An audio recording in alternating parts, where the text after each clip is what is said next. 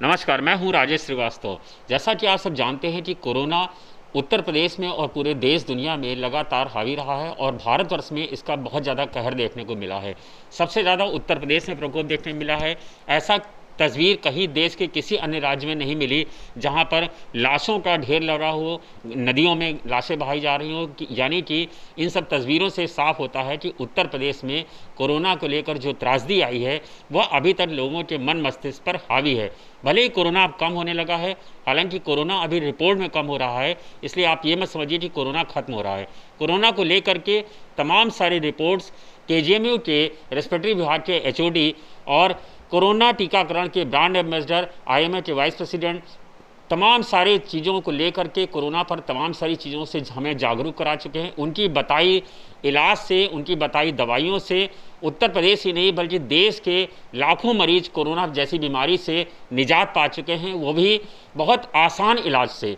उन्होंने कोरोना को लेकर के आइवरमेक्टिन की ज़रूरत बताई, उन्होंने रेमडेसिविर को खारिज किया, उन्होंने तमाम सारी स्टेरॉइड को लेकर के तमाम सारे बयान दिए, जिसको लेकर के लोगों ने इलाज किया। और गांव ग्रामीण यानी वो क्षेत्र जहां पर सरकार अभी तक तमाम अभियान के बावजूद नहीं पहुंच पाई है, वहां डॉक्टर साहब की दवाइयां पहुंची और लोगों ने अपने मन से इलाज किया और वो कोरोना से धीरे धीरे निजात पा रहे हैं। आज हम इन सब को लेकर के, तमाम सारी बीमारियों को लेकर के और इससे उत्पन्न जो स्थितियाँ हैं उसको लेकर के डॉक्टर साहब के पास एक बार आए हैं ताकि आपके जो सवाल हैं उनको डॉक्टर साहब से जान सकें कि आखिर उसमें क्या है। डॉक्टर साहब नमस्कार। सर, कोरोना को लेकर के जो है पहले आपने आइवरमेक्टिन की बात की, तब सरकार ने खारिज कर दिया। फिर आपने कहा रेमडेसिविर जो है कारगर नहीं है, रामबाण नहीं, उसको सरकार ने खारिज कर दिया। अब आपने कहा कि स्टेरॉइड जो है जिसका ऑक्सीजन लेवल 94 से नीचे जाता है गाँवों में, आपने तमाम बताया कि कैसे ऑक्सीजन नापें, आपने तमाम सारे उपाय बताए जिसको गांव के लोगों ने अपनाया। आपने दवा बताई कि स्टेरॉइड लिया जाए 5 दिन तक तो कोई नुकसान नहीं है और लोग उससे ठीक हो सकते हैं। लेकिन ब्लैक फंगस में अब सरकार बता रही है और तमाम चिकित्सक बता रहे हैं कि स्टेरॉइड की वजह से ही ब्लैक फंगस हो जा रहा है। तो आपके तमाम सारे लोग हैं जो जानना चाहते हैं कि वो स्टेरॉइड खाएं कि ना खाएं, और जो लोग खा चुके हैं वो पछता रहे हैं कि कहीं हम ब्लैक फंगस के शिकार ना हो जाएं। देखिए राजेश जी, थोड़ा सा करेक्शन हम कर दें। हमने रेमडेसिविर के खिलाफ बोला, आज भी हम रेमडेसिविर के खिलाफ हैं। और मैं आपको थोड़ा करेक्ट करके बता दूं कि 2020 में रेमडेसिविर बहुत इस्तेमाल हुआ। अभी जो latest Indian council of medical research की गाइडलाइन आई हैं वो रेमडेसिविर मेन स्टेम ट्रीटमेंट से हटाकर ऑफ लेबल ट्रीटमेंट में डाल दिया गया है। अब बिल्कुल मैंने रेमडेसिविर के खिलाफ मिला और अब मैं आपको बताते हुए खुशी हो रही है कि जो मेरी सोच थी अंततः अब आईसीएमआर और इंडियन गवर्नमेंट और एक्सपर्ट्स की राय और विचार अब उसी से मिलते जुलते हो रहे हैं। मैंने प्लाज्मा थेरेपी को खारिज किया। आपको जान के ये खुशी होगी कि जो बात डॉक्टर सूर्यकांत ने 1 साल पहले की थी, अभी 1 हफ्ता पहले आईसीएमआर ने उसी प्लाज्मा थेरेपी को अपने ट्रीटमेंट से बिल्कुल खारिज कर दिया है। तो ऐसा नहीं है कि कोई मेरा और आईसीएमआर का या किसी और संस्था का कोई टकराव है। बस ये है कि शायद ईश्वर की कृपा है, शायद आपके मरीजों की दुआएं हैं, शायद आप सब लोगों की शुभकामनाएं हैं कि मैं बात थोड़ा पहले कह देता हूँ और थोड़ा मतलब मुखर रूप से कह देता हूँ। शायद मेरा कष्ट है, मेरा डर है, मेरी कंप्लेंट हो सकती है मुझसे लोगों को कि डॉक्टर सूर्यकांत इतने पहले और इतने मुखर होके कैसे कह देते हैं।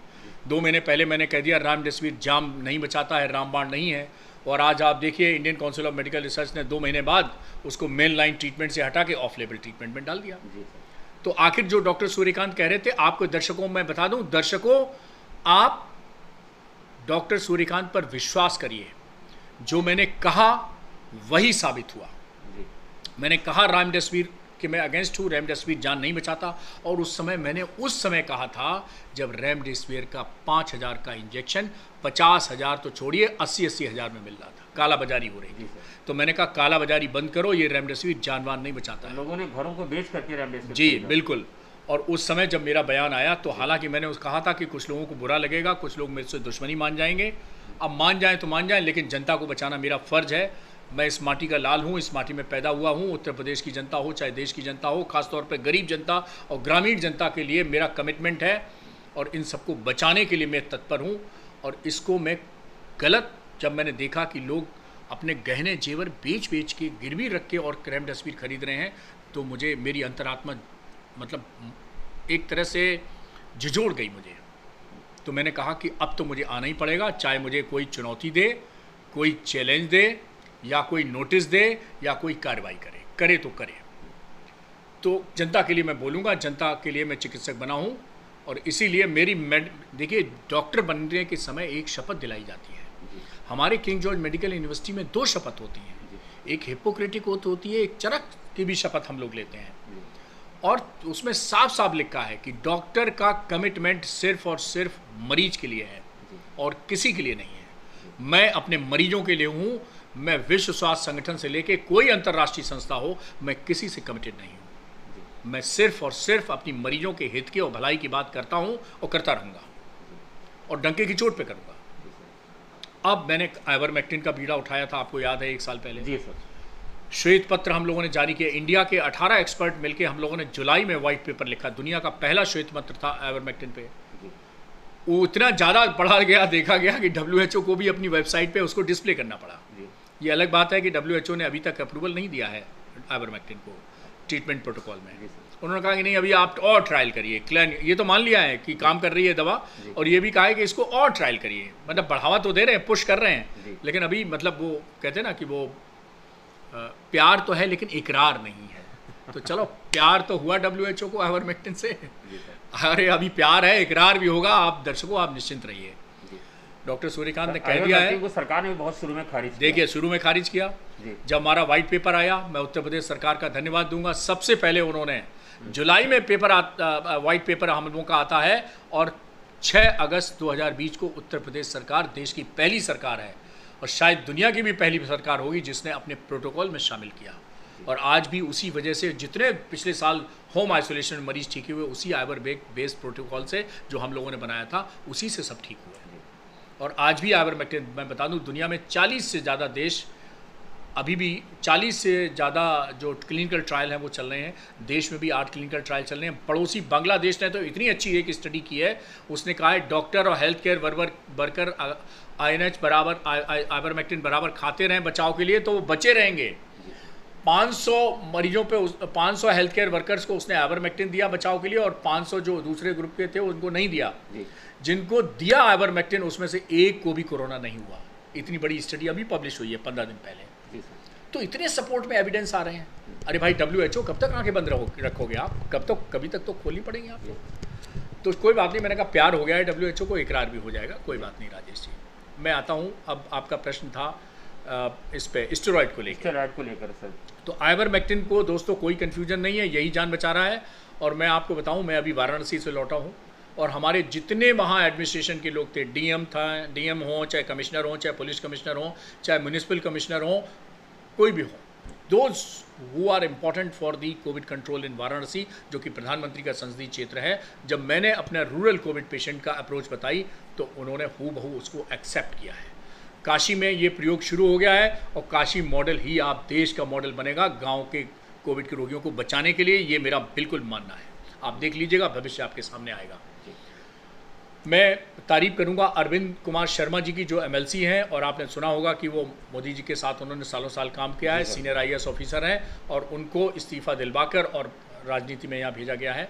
वाराणसी में वो कोविड कंट्रोल को देख रहे हैं, वाराणसी को भी, आसपास के पूर्वांचल के क्षेत्रों को भी।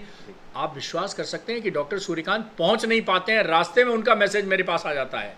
अगले दिन उसका सुबह उनके PS का फ़ोन आता है कि डॉक्टर साहब आपसे मीटिंग होनी है, और 2.5 घंटे मुझे मिलते हैं अपनी बात को रखने के लिए। 45 मिनट 1 to 1 अरविंद शर्मा जी से, और बाकी समय वहाँ के एडमिनिस्ट्रेशन के साथ। और मेरी जो ग्रामीण चिकित्सा की सोच है कि भाई आप जांच सबकी नहीं कर सकते, तो जो मैं कहता रहा हूँ, न जांच न रिपोर्ट, करो कोरोना पर सीधी चोट। तो मैंने कहा गांव की पल्स ऑक्सीमीटर से स्क्रीनिंग करवाइए, और जिसकी 94 से नीचे ऑक्सीजन है, उसको डॉक्टर सूर्यकांत का छोटा 4 दवा का ट्रीटमेंट पैकेज है, 5 दिन खानी है, बहुत सस्ती दवा है, उनको दे दीजिए। आपको मालूम होना चाहिए, वाराणसी में ये पैकेट बनने लगे और डिस्ट्रीब्यूट होने लगे। बहुत अच्छी बात है जी। और सबको कहा गया है, आशा वर्कर को, उनको सबको पल्स ऑक्सीमीटर दिया जाएगा, और घर घर वो पल्स ऑक्सीमीटर नाप के जो 94 से नीचे उसको दवा दी जाएगी। आज वाराणसी में हो रहा है, ऑफिशियल तौर पर पूरे प्रदेश में होगा, देश में होगा, मेरे लोगों की जान बचेगी, इससे अच्छा सुकून मुझे क्या हो सकता है। सर आइवरमेक्टिन के आप जनक माने जाते हैं कोरोना को लेकर के, और पूरे देश में सर लोग जो है आइवरमेक्टिन की वजह से जान बची है कोरोना से। जी, देखिए होम आइसोलेशन के लाखों लाख आप देखिए कोविड में, और अभी भी उनकी सबकी जान जो है वो आइवरमेक्टिन बेस्ड प्रोटोकॉल जो उत्तर प्रदेश सरकार, अभी आपको मालूम है 8 सरकारें, 8 प्रदेश की सरकारें आइवरमेक्टिन को इस्तेमाल कर रही हैं। उत्तर प्रदेश से लेकर और वेस्ट बंगाल से लेकर जम्मू कश्मीर तक सब इस्तेमाल कर रही हैं, आसाम तक। और भी गोवा ने तो एक बहुत अभिनव प्रयोग किया है, उसने तो हम यूपी से भी आगे जाके एक स्टेप, उसने कहा सबको आइवरमेक्टिन खिलाओ, बीमार हो चाहे ना हो, मास प्रोफाइलेक्सिस इसको बोलते हैं। केवल एक कंट्री था पेरू जिसने मास प्रोफाइलेक्सिस का शुरू में किया था, लेकिन बहुत इफेक्टिवली नहीं कर पाए थे। Goa has become the first state in India जिसने लोगों को मास प्रोफाइलेक्सिस दिया है। अगर गोवा का रिजल्ट अच्छा आता है तो मेरे ख्याल से हम लोग उत्तर प्रदेश में भी मास प्रोफाइलेक्सिस की सोच सकते हैं, क्योंकि अभी हमें थर्ड वेव को भी मुकाबला करना है, तैयारी अभी से करनी होगी, ये सब चीज़ें दिमाग में करनी होगी, तभी हम अपने लोगों को बचा पाएंगे, खासतौर पर ग्रामीण भाइयों को। अब स्टेरॉइड पे आते हैं। जी सर, देखिए मैं आपको बता दूं स्टेरॉइड के बारे में। स्टेरॉइड के बारे में एक बार मैंने करीब 12-14 साल पहले एक लेक्चर लिया, तो मैंने एक स्टेरॉइड पे बात कही थी कि मेरा स्टेरॉइड अमृत और उसका स्टेरॉइड विष। ये मेडिकल फ्रेटर्निटी में कॉन्सेप्ट है। मतलब मैं एज ए डॉक्टर स्टेरॉइड लिख रहा हूँ तो मैं कहूँगा देखो रामबाण है, 5 दिन में ठीक हो जाओगे। अगर कोई दूसरा स्टेरॉइड का पर्चा दे, अरे ये तो बहुत बेकार डॉक्टर है, इन्होंने तो स्टेरॉइड लिख दिया। यही स्टेरॉइड का हाल आज है।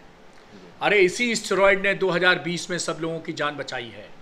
इसी स्टेरॉइड ने सालों साल से, ये तो 5-10 हफ्ते भर देते हैं हम लोग स्टेरॉइड, जिनका ऑक्सीजन लेवल 94 है जहाँ ज़रूरत है। Indian council of medical research की गाइडलाइन लिखी है, उसमें भी लिखा है 94 से नीचे है तो एंटी इन्फ्लेमेटरी ड्रग लेना पड़ेगा। और most important anti inflammatory drug जो है वो स्टेरॉइड ही है।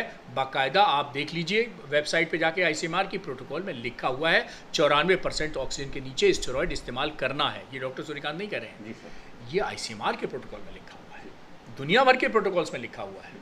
बल्कि वो तो कहते हैं 94 से नीचे अस्पताल में भर्ती, बस यहाँ मेरा डिफरेंस है। मैं तो कहता हूँ अस्पताल में मत जाइए, ये स्टेरॉइड आप डॉक्टर की सलाह से घर पे ही ले लीजिए। डॉक्टर की निगरानी में, डॉक्टर के सुपरविजन में, डॉक्टर की सलाह में इसलिए कहता हूँ कि कई शुगर के मरीज होते हैं, उनका थोड़ा सा शुगर लेवल इस स्टेरॉइड से बढ़ जाता है, 5 दिन देते हैं तो बढ़ जाता है, तो थोड़ा सा शुगर कंट्रोल करना होगा, क्योंकि शुगर भी इसमें स्ट्रिक्ट कंट्रोल रखना इस बीमारी में ज़रूरी है।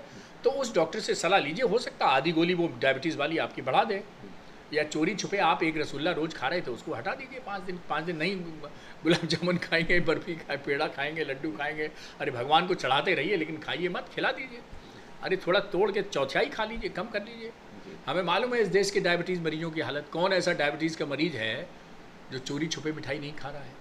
तो जितनी मिठाई से बढ़ रही थी उतना यार स्टेरॉइड से 5 दिन बढ़ जाएगी। आप वो भी करते, जांच जब कराता है ना मरीज आपका डायबिटीज़ का, मालूम क्या करता है, एक दिन पहले आधी गोली ज़्यादा खा लेता है, जिससे कि सुबह वो जांच में रिपोर्ट नॉर्मल आ जाए, डॉक्टर साहब की डांट ना पड़े। ये हर डायबिटीज़ का मरीज, 7 करोड़ डायबिटीज़ के मरीज हैं इस देश में, और 7 ऐसे नहीं निकलेंगे, राजेश जी आप निकाल के दिखा दीजिए, जो ये सब चोरी छुपे बदमाशियाँ ना करते हो। अरे मरीज है बेचारे की बीमारी हुई है, लेकिन जबान थोड़ी ख़राब हो गई है। ये कोरोना, वो तो अच्छा है, कोरोना में लॉस ऑफ टेस्ट हो जाता है, तो उन दिनों वैसे भी पता नहीं चलेगा गुलाब जामुन खा रहे कि नहीं खा रहे।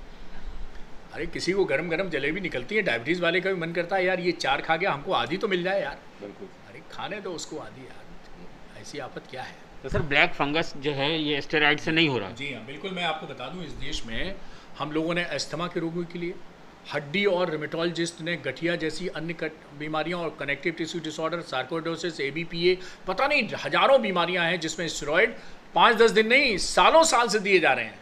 ना उनका काला फंगस हुआ, ना लाल, ना पीला, ना हरा, ना गुलाबी, ना पीला, सफ़ेद, कोई नहीं हुआ। क्यों? वो स्टेरॉइड नहीं था। ये स्टेरॉइड कोई नया वाला दे रहे हो क्या? अरे भाई पिछले 2020 में आपने स्टेरॉइड से क्या कोरोना ठीक नहीं किया? तब कहाँ चली गई थी आपकी काला फंगस और स्टेरॉइड की थ्योरी? क्यों बदनाम कर रहे हो भाई? स्टेरॉइड से जान बचती है, काला फंगस नहीं होता है। स्टेरॉइड का रोल, छोटा सा रोल है काले फंगस में, वो भी मैं बता देता हूँ। जब अस्पताल में मरीज भर्ती होता है, वो भी लंबे समय के लिए, लंबे समय में भर्ती होता है, तो देखिए काला फंगस होने के लिए 2 चीज़ होना जरूरी है। एक, शरीर की इम्यूनिटी बहुत कमज़ोर होनी चाहिए, और दूसरा सोर्स ऑफ फंगस होना चाहिए। अब सोर्स ऑफ फंगस अस्पताल में बहुत हैं। 5 तरह की नलियां पड़ती हैं मरीज को। नाक में ऑक्सीजन की नली, एक वेंटिलेटर की नली, एक ग्लूकोज की नली, एक मुंह में राइस ट्यूब, एक पेशाब में कैथेटर। 5 नलियां हो गई। इस सब में ह्यूमिडिफिकेशन रहता है। इन सब सोर्स ऑफ फंगस हैं। तो सोर्स ऑफ फंगस अस्पताल में है, घर में नहीं है। अरे घर भाई आपका साफ सुथरा है, जाला नहीं है, सीलन नहीं है, और ख़ास तौर पे आपने कूलर में पानी नहीं भरा छोड़ रखा है, तो फंगस है ही नहीं घर में। हाँ, एक प्रिकॉशन लेनी है कि भाई आपने कूलर घर में है तो इस समय बिना पानी के चलाइए आप, क्योंकि भरे हुए पानी में थोड़ा फंगस ग्रो कर। सर उससे भी ब्लैक फंगस हो सकता है? नहीं, कोई भी फंगस हो सकता है। ब्लैक तो मिसनोमर है खैर, लेकिन तब तक नहीं होता है जब तक आप अस्पताल में लंबे समय तक भर्ती नहीं हो सकते। आपको मालूम, होम आइसोलेशन में इतने मरीज ठीक हो गए, स्टेरॉइड भी उन्होंने खाए, किसी को ब्लैक फंगस नहीं हुआ। जो 5,500-6 हज़ार आज देश में बोले जा रहे हैं, एक मरीज आप हमें दिखा दीजिए जिसका होम आइसोलेशन के दौरान ट्रीटमेंट करके स्टेरॉइड से या विदाउट स्टेरॉइड से कोई फंगस हुआ। एक मरीज मुझे बता दीजिए। अरे भाई, जिस देश में इतने कोविड के मरीज हैं और उसमें से 5,000 ब्लैक फंगस के निकल आए, तो उसको इतना बड़ा हुआ बनाया जा रहा है कि पता नहीं क्या। इस देश में मालूम आपको, टीबी की बीमारी से 1,000 लोग रोज़ मर जाते हैं। कोई खबर चलती है? नहीं। निमोनिया से जाने कितने मर जाते हैं, बच्चों के मैल्यूट्रिशन से जाने कितने मर जाते हैं, डायरिया से कितने मर जाते हैं, कोई खबर बनती है? ब्लैक फंगस इतना हो गया कि वो हीरो हो गया। मैं आपको बता दूं कि ब्लैक फंगस के लिए मैंने जैसा बताया 2 कारण जरूरी है। एक तो फंगस का सोर्स होना जरूरी है, वो हमने बताया अस्पताल में होता है। दूसरा, अस्पताल में जो स्टेरॉइड जब टर्मिनल स्टेज में दिए जाते हैं, बहुत हाई डोज में दिए जाते हैं, जिसको हम पल्स थेरेपी कहते हैं। पल्स थेरेपी में बहुत हाई डोज में दिए जाते हैं और इससे शुगर एकदम शूटअप करती है। तो अनकंट्रोल्ड डायबिटीज़ एक कारण है जो फंगस को, जो ये फंगस साधारण फंगस होता है, ये फंगस नुकसान नहीं पहुंचाता है, इसको एनवायरमेंटल फंगस भी कहा गया है। लेकिन मरीज जब इतना कमज़ोर हो जाए, कहते हैं ना, आप देखो किसी जीवित आदमी पर चील कौआ आक्रमण करते हैं? नहीं करते हैं। आप खुले मैदान में सोते रहिए, आप पे क्या चील कौआ गिद्ध मडराएंगे? नहीं। आप डेड बॉडी छोड़ दीजिए, सब चील कौए गिद्ध आ जाएंगे। क्यों? क्योंकि उन्हें मालूम है ये मुर्दा है, इसकी इम्यूनिटी है ही नहीं, जीरो इम्यूनिटी है। अरे कभी ताजी ब्रेड में फंगस लगती है? 1 हफ्ते बाद जब पुरानी हो जाएगी तभी तो फंगस लगेगी। ताजी मिठाई में फंगस लगती है? लोग कहते हैं अरे भैया ये तो मिठाई फंगस लग गई, पुरानी हो गई आपकी, चली गई, कहते हैं ना मिठाई चली गई। तो भाई इम्यूनिटी इतनी जब शरीर की कमज़ोर हो जाए कि साधारण एनवायरमेंटल फंगस, जो कि नॉर्मली पैथोजेनिक नहीं है, बीमारी नहीं पैदा करता है सामान्य रूप से, वो बीमारी पैदा करने लगे, तो सोचिए इम्यूनिटी कितनी कमज़ोर हो गई। वो 5 दिन स्टेरॉइड खाने से इतनी इम्यूनिटी थोड़ी कमज़ोर हो जाती है। अरे इम्यूनिटी कमज़ोर थी इसीलिए तो आपको कोविड हुआ। फिर आप अस्पताल में भर्ती हुए तो और इम्यूनिटी कमज़ोर हो गई, सोच के हाय मुझे गंभीर बीमारी है, घर पे हम ठीक नहीं, अस्पताल में भर्ती होना पड़ा। और फिर आपकी तमाम नलियाँ लगनी शुरू हुई, फिर आप डर गए, अब तो बाईपैप लग गया, अब आप वेंटिलेटर लग गया, तो और इम्यूनिटी कमज़ोर होती जा रही है आपकी। ऊपर से हाई डोज, वहाँ पर हाई डोज का छोटा सा रोल है कि स्टेरॉइड हाई डोज दिया जाता है तो शुगर बढ़ जाती है। तो शुगर अगर आप कंट्रोल करके रख रहे हैं, अस्पताल से जल्दी छुट्टी पा जा रहे हैं, तो भी आपको ब्लैक फंगस नहीं होगा। लंबे समय तक अस्पताल में जब फंगस होगा, अनकंट्रोल्ड डायबिटीज़ रहेगी, या आप ऐसे मरीज हैं पहले से जिससे इम्यूनिटी आपकी और कमज़ोर है, जैसे कैंसर के आप मरीज हैं, आपका कोई ट्रांसप्लांट हो रखा है, आपको लिवर की क्रॉनिक बीमारी है, आपको क्रॉनिक दिल की बीमारी है, स्टेंट पड़ रखे हैं, आपकी बाईपास सर्जरी हो रखी है या वाल्व बदला गया है, आपको कोई फेफड़े की बीमारी है जैसे अस्थमा या COPD या पुरानी टीबी, आपको कोई किडनी की बीमारी है, ये सब अगर बीमारियां हैं, इन सब बीमारियों की बैकग्राउंड है, उनमें ज़्यादा खतरा है ब्लैक फंगस होने का। थैंक यू डॉक्टर साहब। डॉक्टर साहब, एक समस्या आ रही, जो कोरोना चूँकि अब धीरे धीरे कम हो रहा है, कोरोना के मरीज़ ठीक हो रहे हैं, तो अब कोरोना के जो मरीज़ ठीक हो रहे हैं उनमें सर कई सारी, अभी एक रिपोर्ट आई जिसमें कहा गया कि जो कोरोना के मरीज़ जो ठीक हुए हैं उनमें 45% लोग डिप्रेशन के शिकार हो रहे हैं, कई लोगों को हार्ट अटैक हो गया है, कई लोगों को निमोनिया हो गया, यानी कोरोना से तो वो लड़ गए, कोरोना से जीत गए और उन्हें लगा कि शायद हम दुनिया में दोबारा जी पाएंगे, लेकिन कई सारे लोग हार्ट अटैक से मर गए। अभी कल हमारी बात हो रही थी तो बताया गया कि 45% मरीज हैं डिप्रेशन के आ रहे हैं, तो इससे बचने के लिए क्या तरीका अपनाना चाहिए? ठीक है, ऐसा है, कोरोना ऐसा एक वातावरण बन गया है पूरे समाज में कि जैसे कोरोना अंदर आएगा तो मृत्यु प्रमाण पत्र देकर ही जाएगा। ऐसा बिल्कुल नहीं है। आज भी देश में जो मृत्यु दर है वो 1.1% है, और मैं आपको बता दूं कि ये दुनिया की सबसे कम मृत्यु दर है। अचानक हमारे यहाँ केसेस बढ़ गए इसलिए भारत मीडिया में छा गया, अलग बात है कि भाई 4 लाख रोज केसेस आने लगे थे अभी 2 हफ्ता पहले, लेकिन इतने केसेस होने के बावजूद भी 99% कोरोना गारंटी देता है कि आप मरेंगे नहीं, लेकिन मैसेज क्या है? कोरोना हुआ तो गए, कोरोना हुआ तो गए। अब इसके कारण सब सदमे में चले जा रहे हैं, मानसिक अवसाद से गुजर। आप कह रहे हैं 45%, मैं तो कह रहा हूँ 70-80% लोगों को नींद नहीं आ रही है, घबराहट हो रही है, बेचैनी हो रही है, ऑक्सीजन नाप रहे हैं 98%, लेकिन सांप रहे हैं। और तो छोड़िए, मंत्री विधायकों जजों पता नहीं किस किस के मेरे पास फ़ोन आते हैं, तो मैं कहता हूँ मेरे सामने ज़रा ऑक्सीजन लगाओ। अरे डॉक्टर साहब वो तो लगा के देख ली 10 बार, वो तो 97-98 है। तो फिर लेकिन साहब सांस फूल रही है, बचा लो, अब सांस फूल रही है। वो सांस फेफड़े की वजह से नहीं फूल रही है, वो भाई पावर हाउस में शॉर्ट सर्किट चल रहा है यहाँ। और जब तक ये शॉर्ट सर्किटिंग बंद नहीं होगी तब तक आपको नींद नहीं आएगी, कंसंट्रेशन नहीं होगा, बेचैनी होगी, घबराहट होगी, थकान होगी, कमज़ोरी होगी, सांस फूलेगी और न जाने क्या क्या होगा। तो इससे थोड़ा सा अब बहुत अच्छा रोल है साइकेट्रिस्ट का, साइकोथेरेपिस्ट का, काउंसलर का, घर परिवार के लोगों का मरीज के साथ बॉन्डिंग का। ऐसा नहीं है कि आपने कोविड के दौरान तो बहुत मरीज की देखभाल की, केयर की, और उसके बाद कहा आप तो नेगेटिव हो गए, ठीक हो गए, बस काम खत्म। तो उनको ऐसे मत छोड़िए।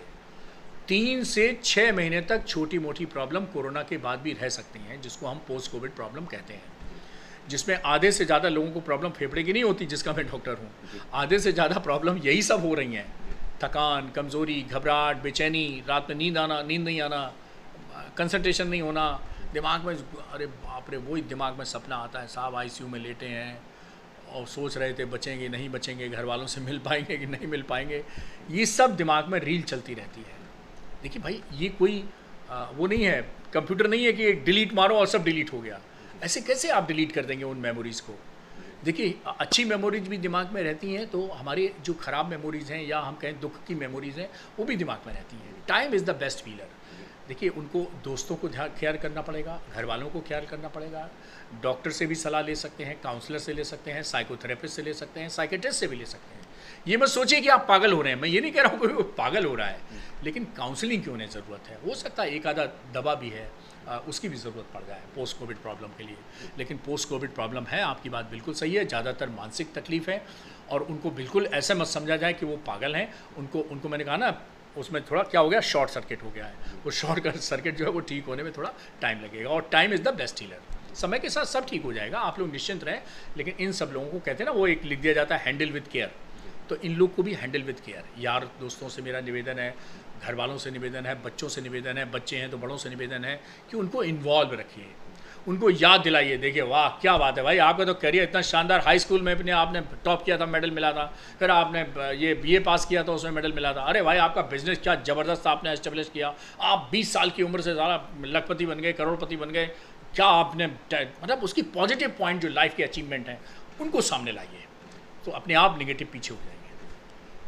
सर, कोरोना की दूसरी लहर चल रही, प्रथम लहर आई तो कम खतरा था, दूसरी लहर में खतरा बढ़े और काफ़ी सारे लोग मारे गए, काफ़ी सारे लोग जो है किस तरह का हादसे का शिकार हुए आपने देखा। अब तीसरी लहर, अभी दूसरी लहर से लोग उबर नहीं पाए थे कि अब रोज़ खबरें आ रही हैं कि तीसरी लहर आ रही, तीसरी लहर आ रही, और बच्चों को बचाना बहुत मुश्किल हो जाएगा। तो जिनके छोटे बच्चे हैं वो बहुत आशंकित हैं। तो आप चिकित्सक होने का, क्योंकि आपकी बहुत एक्सपर्टाइज हैं, आपने बहुत अनुभव देखे हैं, तो आपको क्या लगता है कि कोरोना की तीसरी लहर कितनी खतरनाक हो सकती है? उससे बचाने के लिए अभी सरकार को क्या प्रयास करने चाहिए या आम आदमी को क्या प्रयास करने चाहिए? क्योंकि तीसरी लहर बताया जा रहा है कि अगस्त में आ जाएगी, तो हमारे पास सिर्फ 1-2 महीने का समय ही शेष है। तो ऐसे में क्या प्रिकॉशन है? आपने प्रश्न किया, ये प्रश्न ही अपने आप में पॉजिटिव है। आपको दिसंबर जनवरी में पता था कि दूसरा लहर आ रही है? नहीं, ना हमको पता था, ना आपको पता था, किसी को नहीं पता था। अब तो आपको पता है तीसरी लहर आ रही है, महीनों पहले पता है। तो जो चीज़ पहले से पता है, अरे भाई पता है कि अगले संडे को मेहमान आएंगे, तो आप आलू भी बाजार से लाएंगे, प्याज भी लाएंगे, सलाद भी लाएंगे, दाल भी लाएंगे, चावल भी लाएंगे, पनीर भी लाएंगे, फ्रूट्स भी लाएंगे, सब लाएंगे। तो ये तो अच्छी बात है कि अभी से चर्चा तीसरी लहर की हो रही है, आए या ना आए वो तो अलग बात है, लेकिन हमारे पास तैयारियों का वक्त है। हमने 2020 में जब कोविड आया था तो हमारी तैयारी बिल्कुल नहीं थी। हम लोग जानते नहीं थे कोरोना बीमारी में क्या होता है, कैसे इलाज करें। तो अब हम लोग थोड़े ट्रेंड हो गए हैं, अस्पताल बढ़ गए हैं, आईसीयू बढ़ गए हैं, वेंटिलेटर बढ़ गए हैं, और अभी तो ऑक्सीजन की समस्या आई, वो भी ऑक्सीजन का भी स्टॉक पर्याप्त मात्रा में हो गया है। देखिए एयरलिफ्ट करा दी गई, पूरी ऑक्सीजन की फैक्ट्री, वहाँ से ऑक्सीजन के जो प्लांट थे वो विदेशों से एयरलिफ्ट करा लिए गए। तो नहीं, सरकार ने भी मेहनत की और मैं मानता हूँ जनता ने भी इस बार मेहनत की है। और जनता तो देखिए डर से डरती है, थोड़ा डरना तो जरूरी है, देखिए बनता है वो। डरेंगे नहीं तो ये लोग मानेंगे नहीं, फिर अपना खुल शुरू हो जाएंगे। तो तीसरी लहर से डरिए लेकिन बचिए, और तीसरी लहर से हम बचेंगे। हमने व्यवस्था बहुत अच्छी कर रखी है। मैंने कहा ना, दूसरी लहर के लिए कोई तैयार नहीं था, इसलिए ये आपाधापी हो गई और अचानक केसेस 4 लाख तक पहुंच गए। और अब तीसरी लहर में हमें 3-4 महीने से पहले से पता है कि लहर आने वाली है, तो हम मानसिक रूप से भी तैयार रहेंगे, हम व्यवस्था की दृष्टि से भी तैयार रहेंगे, हम ऑक्सीजन की दृष्टि से भी तैयार रहेंगे, हम आईसीयू की दृष्टि से भी तैयार रहेंगे, हम वेंटिलेटर की दृष्टि से भी तैयार रहेंगे। हम जो है अपने, और जो हमारे डॉक्टर्स हैं जिनमें फटीग आ गई थी, अभी मालूम है आपको, दांत तक के डॉक्टरों को हम लोगों ने कोरोना का ट्रीटमेंट करा के उनसे कोरोना का इलाज करा लिया। इतनी क्राइसिस हो गई थी केजी में, 1100 बेड का बन गया। और बताइए क्या करते। एक समय तो ये आया कि एक मीडिया वाले ने हमसे कहा, डॉक्टर सूर्यकांत आप दांत वाले से करा सकते हैं तो इंटर पास से। हमने कहा यार दे दो इंटर पास भी, हम इंटर पास को भी सिखा के उससे भी कोरोना का इलाज करा लेंगे, तुम दो। खैर तो अलग विषय है। तो हमारा कॉन्फिडेंस बढ़ गया है कि हम अपने सब डॉक्टर को, मैन पावर को एकदम लगा देंगे, और थोड़ा सा 3 महीने का हमें टाइम भी मिल जाएगा। लहर जो है टाइम भी दे रही है, तो हमारा जो मैन पावर जो है ना बेचारा, जो इतना थक गया है। आप देखिए इस देश में सबसे ज़्यादा अगर कोई झेला है, सबसे ज़्यादा कोई थका है, तो वो डॉक्टर्स और नर्सेज और हेल्थ केयर वर्कर थके हैं, क्योंकि दिन रात उनको ड्यूटी करनी पड़ रही है। और बिल्कुल एक लहर ख़त्म होने की वो खुशी मना नहीं पाए थे, तब तक दूसरी लहर आ गई। अब आप कह रहे हो दूसरी तीसरी आ रही। तो आप चिंता मत करें, और सबसे ज़्यादा भरोसा है मुझे टीकाकरण पे। अब देखिए टीकाकरण जब तक 90 करोड़ लोगों का इस देश में नहीं हो पाता, उसके लिए चाहिए हमको 180 करोड़ डोज, और अभी लगी कितनी है, 20 करोड़ डोज। तो अभी हमको 160 करोड़ डोज और लगानी है। ये तो अच्छा है कि नई नई खबरें, अच्छी खबरें आ रही हैं। हमारे पास 2 वैक्सीन थी, अब 3 वैक्सीन हो गई। हमारी एक जो भारत बायोटेक स्वदेशी कंपनी है, वो एक इंट्रानेजल वैक्सीन भी ला रही है। बहुत आसान, जो लोग सुई से डरते हैं वो नाक का स्प्रे कर लेंगे, उनको काम हो जाएगा।